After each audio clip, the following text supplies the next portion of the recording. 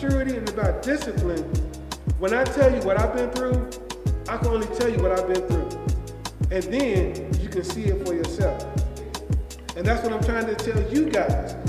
If I'm a leader and I've always won, I've never lost, I can give it to you guys. But I need your help. Teaching y'all how to play showed me what? That I can teach. Now, the only thing I got to do now with you guys is teach y'all that discipline. Teach y'all to become mature. That's the only hump you got to get over. Hopefully these kids be able to, you know, when they learn how to march, they learn how to play, they learn that discipline. They learn when to talk, when not to talk. When to listen, how to listen. You know, they don't teach that in school. So learning how to listen, how to talk, you know, is all about maturity. By you being teachable, we got over that hump. I taught you how to play the snare, you how to play the tenor, you how to play the bass. Now we just got to get over this hump of the discipline. Once we do that, we're the best section out there. With our kids, my goal is to get them scholarships, they can go to college. Work is not fun. However, when we get done, we can talk about it. That's it. You guys are the best kept secret here in this city.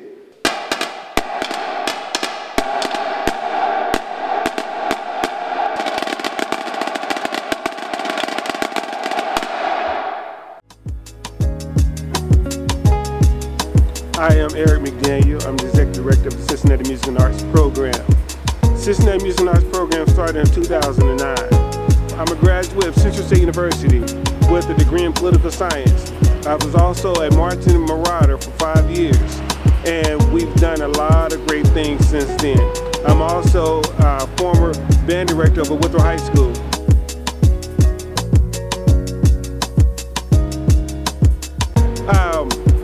One practice over at Withrow High School, when I was a 9th grader, it was a pretty hot day.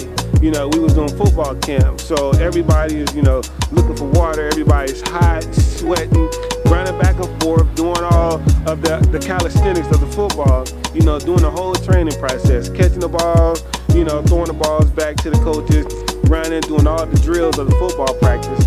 And I guess like later in the afternoon, doing like this, I guess, you know, we doing 2-a-days. So later that afternoon, I look up and I see this drum line playing. So of course, you know, now we on a little break and I'm listening to them, and they caught my attention, you know, so hard that people start calling me, you know, when it's time to come back to practice, to the football practice. You know, coming back to the football practice, I'm still looking over there at these guys, you know, playing the drum. Well, watching Withrow drumline play, I noticed that, you know, they had a nice beat going on. I think the beat was probably something like a dum dum dum dum dum dum dum dum dum, and that was just all bass. And I was just like, wow, because the sound was just traveling, and it wasn't too many people actually playing, maybe like 3 people on the bass drum, but the way they was hitting it, it sounded like it was like 6 to 8 people playing.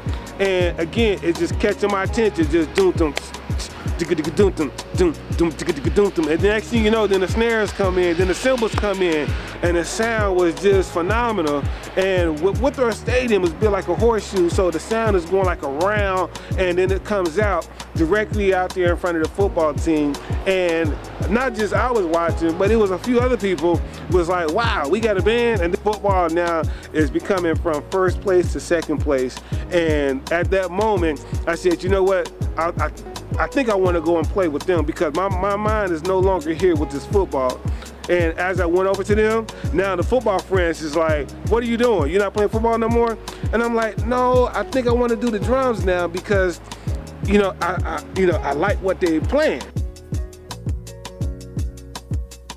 The reason why I choose to start the drum line is actually called extreme percussion. The reason why I started extreme percussion is because I wanted the kids to get back involved with the music. As far as I know, over the last 10 years, the school systems here in the United States has been having budget cuts. So due to the budget cuts, they began to take music and the arts out of the schools. And this is schools all over the country. And we all know that music enhances your reading and math skills. I started a drum line here and over the Rhine because back in 2009, watching the news, I seen a kid that was murdered at the corner of McMicken and Walnut, which is right in front of the Wesley Chapel Center. And then come to find out that one of the kids that joined my program, that was his brother, you know, and every time we talk about it, you know, he does nothing but break down and cry. You know, and it wasn't just that one time, but it was several murders here in this area. I mean, on both corners of Vine and McMicken, Walnut McMicken, and even Sycamore McMicken. I mean, we can go on all three of the streets that lines up with McMicken on kids getting shot, kids, you know, getting stabbed, and it's becoming excessive. You know, so here, what we try to do is give an alternative, you know, to the kids just hanging out on the streets because they have nothing to do. You know, the times that this is happening is in the daytime, which the kids should be doing something.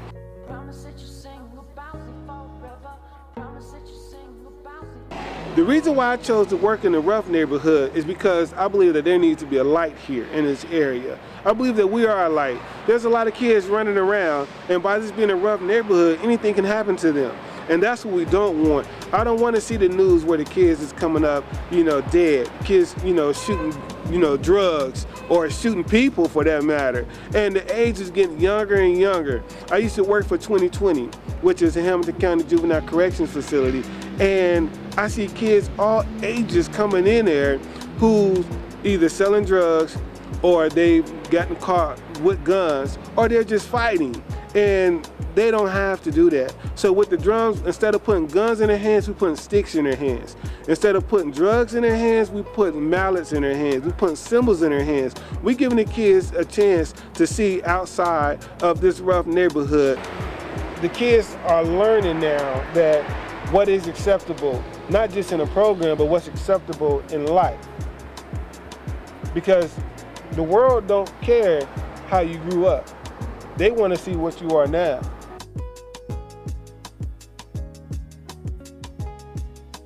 Our goal here with the Cincinnati Music and Arts program is first and foremost to keep our kids alive. Too many of them are dying. And not just keep them alive, but to give them something to do so that they can have fun. You know, we want to send these kids off to college, give them a scholarship in music, and they can go to any college that they choose to, any college that they want, and they can have whatever degree that they choose to go and major in. These kids can have a second chance in life to get out of poverty and to get into a life of success, so that they, you know, now they feel like they have no money and they got to go out there and hustle money.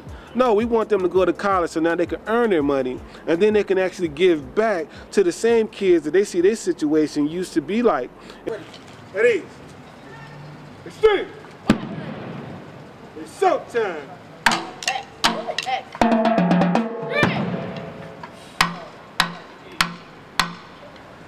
Extreme, go.